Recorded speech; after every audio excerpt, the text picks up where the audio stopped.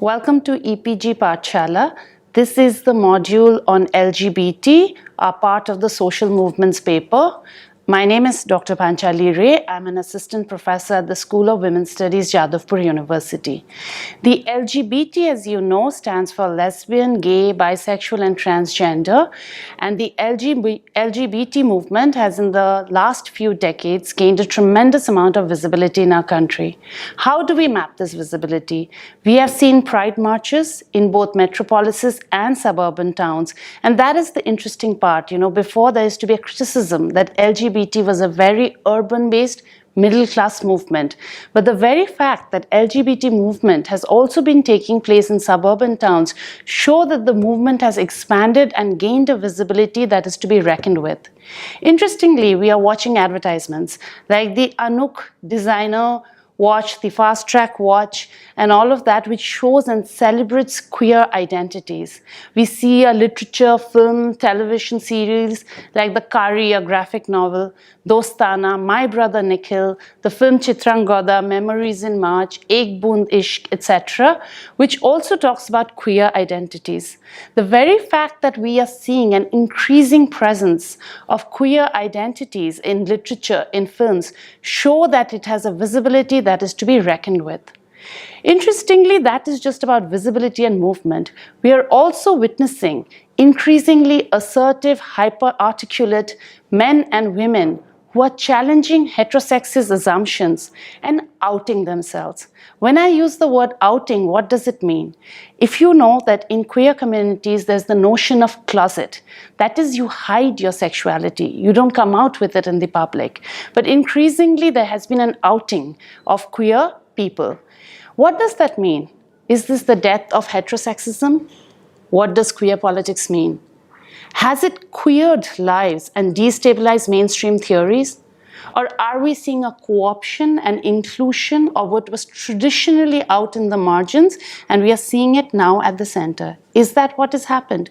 Is it a politics of inclusion, or is it a politics of queering? To understand that, I think we first have to understand what is a norm. What is normal and what is deviant? The norm, what is a norm in our country? What is the kind of, what is given primacy? The social structures of society gives primacy to only one kind of sexual and or romantic desire.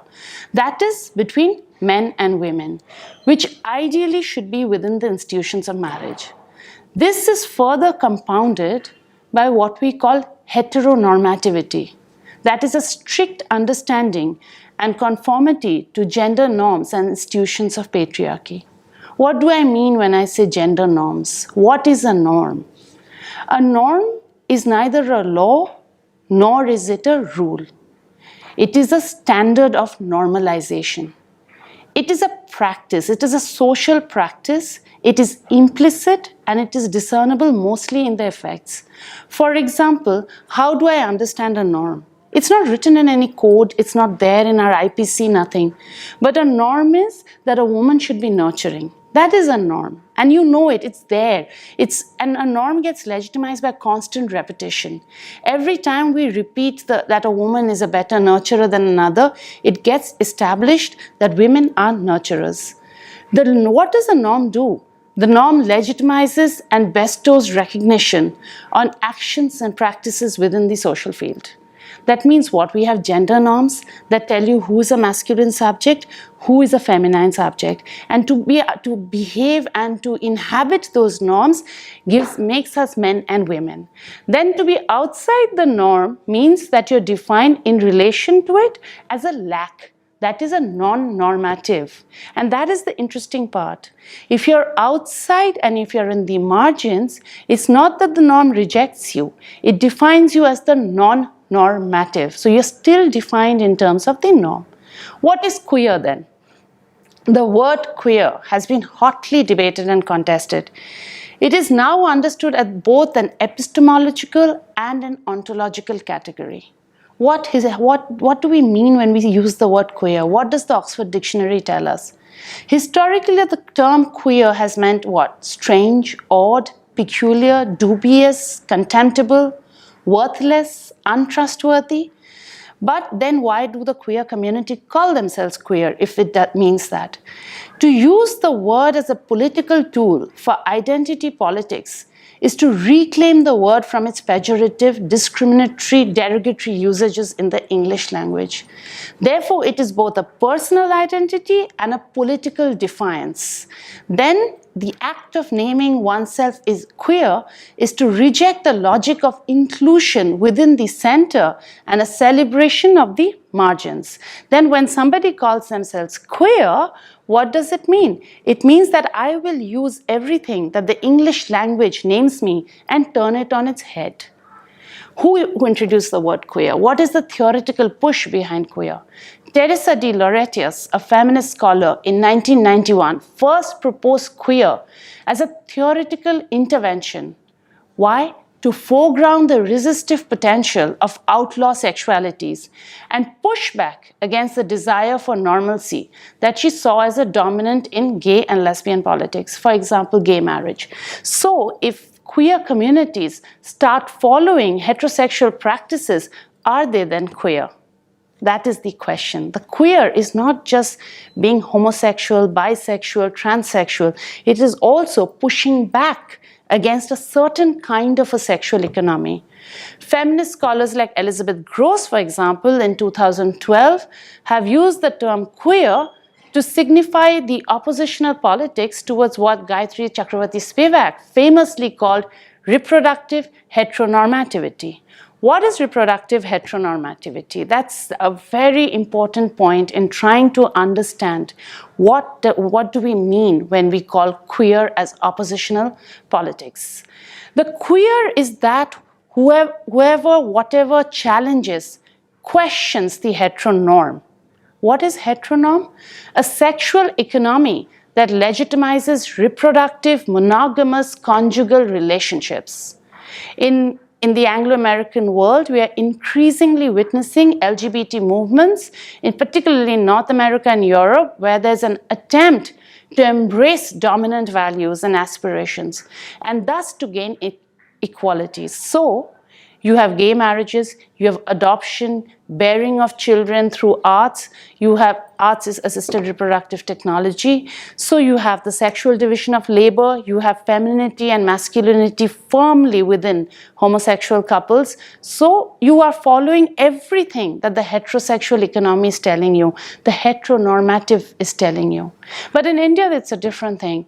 In India, the queer is anyone who opposes procreative, conjugal, monogamous, and it spans the heterosexual, homosexual, transsexual divide. Because we know in our country, only a small heteronorm within heterosexuality has acceptance. Like, for example, live-in relationships, premarital sex does not have social sanction. And you know that when? You see the furor about Valentine's Day, you see the cup panchayats, you will know that love has great transgressive potential. And this is what is the problem. In our country, you don't marry outside caste, outside class, outside community. If you do so, you are the queer in that sense. So whoever follows marital laws, marital relationship, kinship, conjugal relationships within class, caste, community parameters is called the heteronorm. Heteronormativity, if I have to hit the nail, I would say heteronormativity means a strict conformism to gender norms which define masculinity and femininity. Men being masculine, being aggressive, strong, brave, all the stereotypes that goes with masculinity, and femininity, the passive, the emotional, the nurturer.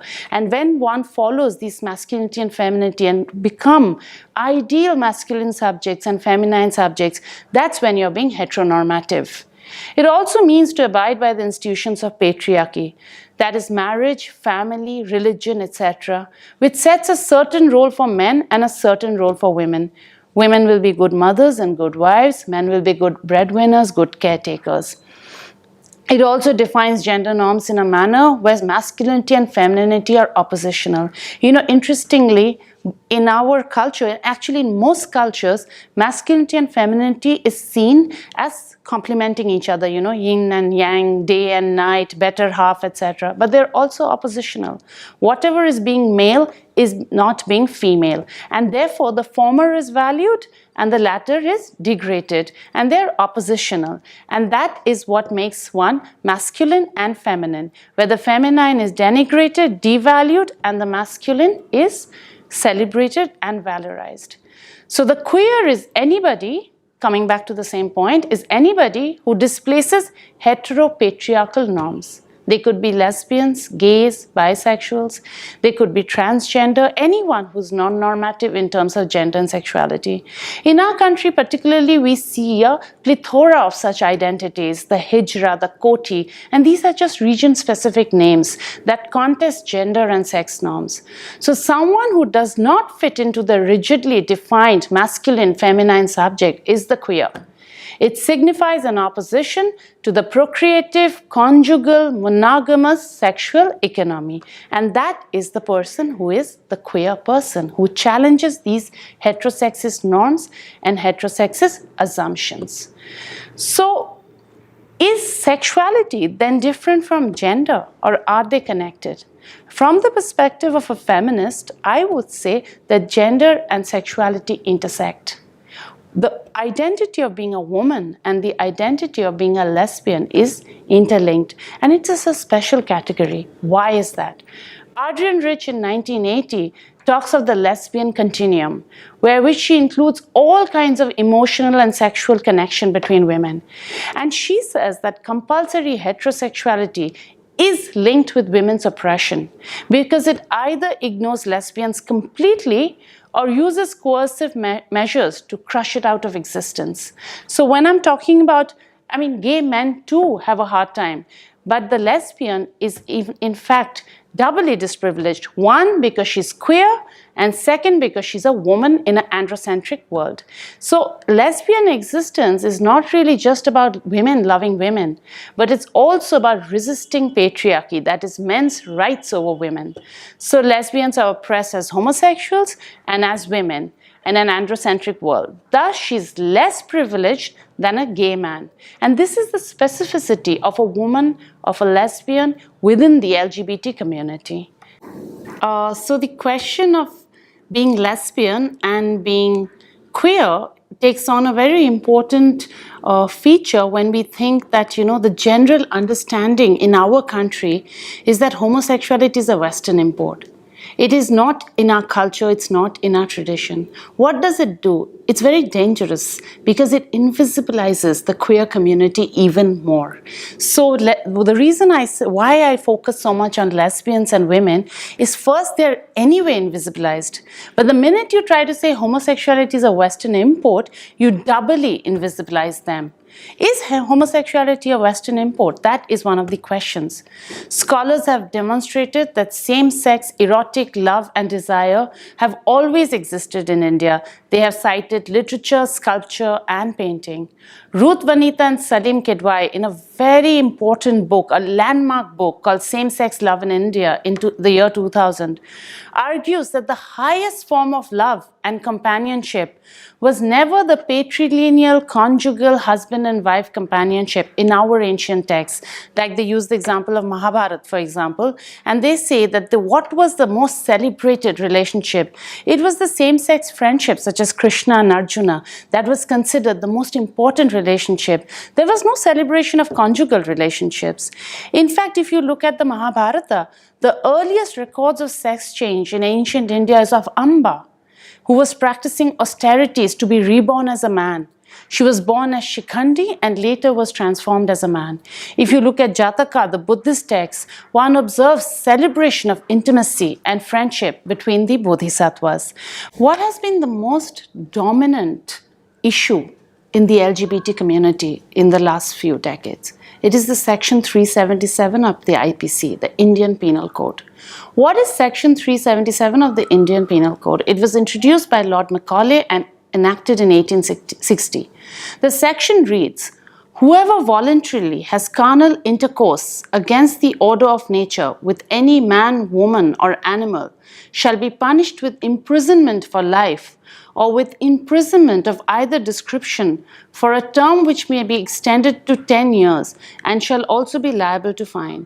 The explanation that is given is that penetration is sufficient to constitute the carnal intercourse necessary to the offense described in this section.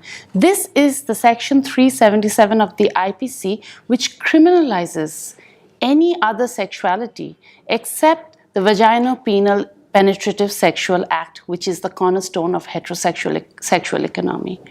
Now, the interesting part about section 377 of the Indian Penal Code is that nowhere does the law distinguish between consensual and non-consensual sex, and can bring in its ambit all sexual acts that are non-procreative. And that is the interesting part. So even if you're a heterosexual couple, but you're having other kinds of sexual desires and sexual acts, you come under this IPC. Through the colonial period, as well as in the post-independence period, the law has been invoked to blackmail male homosexuals and transgender persons. Remember, the lesbian is invisible. Some have argued that this law does not address lesbians, as technically the legal definition of intercourse required penetration. So the lesbian is actually even made invisible by the law. So this invisibility that is conferred on lesbians by the law does not necessarily result in lesbians being legal. So because the law does not, the IPC does not recognize lesbians, doesn't mean that the lesbian is legal. What it means that she does not have legal recourse to fighting discrimination and harassment. Invisibility also means that the fact that a lesbian existence is still more shocking when it is revealed. And the very law that ignores the reality of lesbian existence is employed to crush it out. For example, Section 377, we know, has been used by families to coerce daughters out of lesbian relationships. It is used by employers to justify firing lesbian employees. It is used to force girls into marriages they don't want to, saying, I will invoke 377 and have you punished. So just because 377 does not give legal recognition to lesbians does not mean that they're outside its punitive action. Now, coming back to the LGBT movement and its increasing visibility. Since the 1990s, the LGBT movement has been focusing on this Section 377 to bring about decriminalization of queer individuals. And this particular act has become center for LGBT activism. And one of the reasons for this is also because of the HIV/AIDS epidemic, which has close associations with homosexuality. Though it is not empirically grounded, the notion of the HIV/AIDS epidemic being spread via gay sex is something that is very much ingrained in our common sense. And this has also brought in a lot of visibility to the LGBT movement. Now, for example, if I talk about visibility again, and I talk about, how Deepa Mehta's film, The Fire in 1998, which depicted two married women getting sexually and romantically involved, there were two issues. One was the HIV/AIDS epidemic, and one was how Deepa Mehta's film, which is considered a watershed, brought about homosexuality suddenly into the rooms of the Indian middle class. And suddenly everybody was talking about homosexuality, particularly lesbianism, an otherwise taboo word in common parlance. And that's what happened. Suddenly everyone was talking about homosexuality, everyone was talking about lesbianism, and everyone either in shocking manners or in terms of acceptance. And what also Deepa Mehta's film did is bring in the notion of Indianness, because if you remember, that the objection that was raised to this film was that, the two protagonists were named as Radha and Sita. And they said you cannot have the names. So how sexuality was linked with being Indian, with the Hindu identity, also was brought into the foreground. Now, if I look at it, within the LGBT movement, the gay and the lesbian movement have followed different trajectories. The LGBT movement has firstly charted a struggle against mainstream discrimination within a human rights framework and an identity politics. And a disjuncture has happened between both the male homosexual community and the female lesbian community. The male homosexual community has joined cause with the anti-AIDS discrimination movement and the medicalization of sexuality. Increasingly, we are witnessing, or we have witnessed, a disjuncture between the male homosexual community, which has joined cause with the anti-AIDS discrimination movement, and the lesbian community, which has established linkages with the women's movement. And this is the disjuncture that has happened between the two communities, even within the larger LGBT community. So what is the linkages between the lesbian community and the women's movement? The women's movement, if you know, has always been divided in opinion when it has come to the question of sexuality.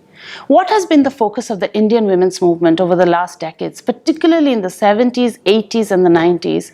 It has been on rape, dowry, domestic violence, the questions of poverty and unemployment.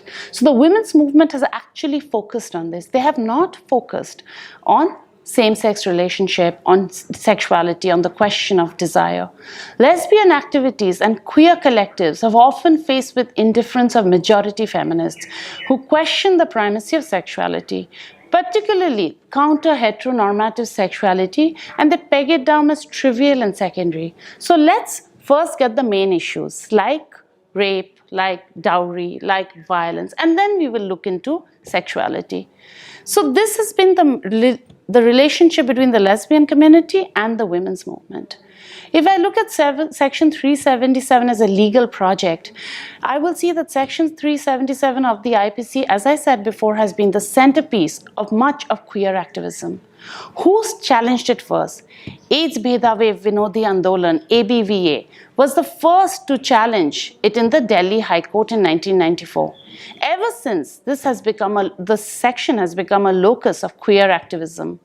While many agree and many argue that number of convictions under this law has been insignificant, it is also widely recorded that it has been used as a tool to manipulate and blackmail people belonging to the queer community. Some have argued that it's a harmless section, but actually, is it that harmless? So then what has been the strategy of the LGBT movement? The LGBT movement has used a two-pronged strategy to gain recognition and legitimacy. It has fought within the framework of human rights to decriminalize counter-heteronormative sexuality, that is Section 377, and it has also challenged and acted as oppositional force to heteropatriarchy. And what is the example of it? The queer pride. The queer prides that celebrate queer ways of living can be seen as one of the strategies used to question patriarchal norms. So in one way we see celebration of queer lives, queer practices. At another level we see challenging law that criminalizes certain queer ways of living. Section 377, coming back to it, because that has been the main. In 2001, the Lawyers Collective HIV/AIDS unit, on behalf of NAZ Foundation, filed a case challenging the constitutional validity of Section 377 in the Delhi High Court on grounds of equality, privacy, and freedom of expression. By 2004, it was dismissed. The petitioners filed a review again in the Supreme Court and was referred to the Delhi High Court. In 2009, a 105-page judgment overturned the archaic law and held that the consensual sex between adults in a private cannot be criminalized, and in doing so is a violation of Article 12, 14, and 15, which guarantees dignity, equality, and freedom regardless of sexual orientation. This reading down of Section 377 could be seen as a direct outcome of the LGBT movement and a celebration and an assertion of queer identities. So in 2009, there was a reading down of Section 377. The judgment of the Delhi High Court in NAZ Foundation versus Union of India, delivered on 2nd July 2009, triggered a euphoric response from the lesbian, gay, bisexual, and transgender community, as well as from the wider activist community. You see, the judgment was not so much about giving LGBT people a majoritarian right, as much as it was about the country and its democratic and plural spirit. However, individuals and faith-based groups appealed against the High Court verdict. The Supreme Court of India on December 2030 upheld Section 377 and overturned the judgment of the Delhi High Court that had decriminalized adult consensual same-sex conduct. And this was a big setback to the LGBT community. Imagine how many people came out and declared themselves queer to have their lives criminalized all over again. There was a lot of debate around Section 377 of IPC, and I think it's important that we just go through the debates. One of the debates against decriminalization was that the number of convictions under this law has been insignificant. But those who argue for decriminalization says it doesn't matter if the conviction has been high or low. What is important that the law has been invoked to blackmail male homosexuals and transgender persons, also lesbian women, coerce them into marriages they do not want to get into. Those who argue against decriminalization says it's a destruction of the moral fabric of Hindu Indian society because homosexuality is a Western import.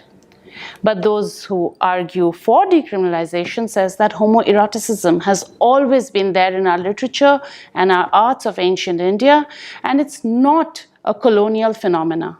For in India, it's a truly plural and democratic country, and we cannot have identities and desires criminalized. It goes against the very spirit of a democratic and a pluralistic country.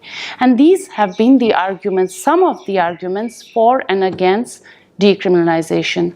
There's been some more arguments, like those who go against decriminalization says that decriminalization of homosexuality would mean, male street children would be made vulnerable to sexual abuse by older boys and men. And that is the most ridiculous argument because we have older men harassing and raping women on the streets, women at home. But then do we criminalize heterosexual relationships? We don't. And what we need is stronger rape laws, stronger child sexual abuse laws, not criminalizing a community.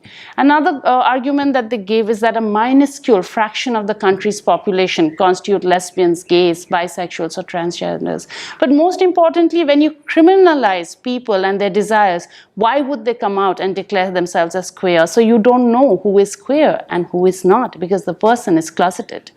Those who argue for decriminalization says that consensual sex between adults in private cannot be criminalized, and that doing so is a violation of Article 21, 14, and 15, which guarantees dignity, equality, and freedom regardless of sexual orientation. And to criminalize such people is to go against the constitution of the country. And these are the debates that have been going on. And we will see that the Supreme Court judgment actually took these debates on, because when the Supreme Court of India overturned the judgment claiming that LGBT community was a minuscule fraction of the population, it also stated that in last more than 150 years, less than 200 persons have been prosecuted for committing an offense under Section 377.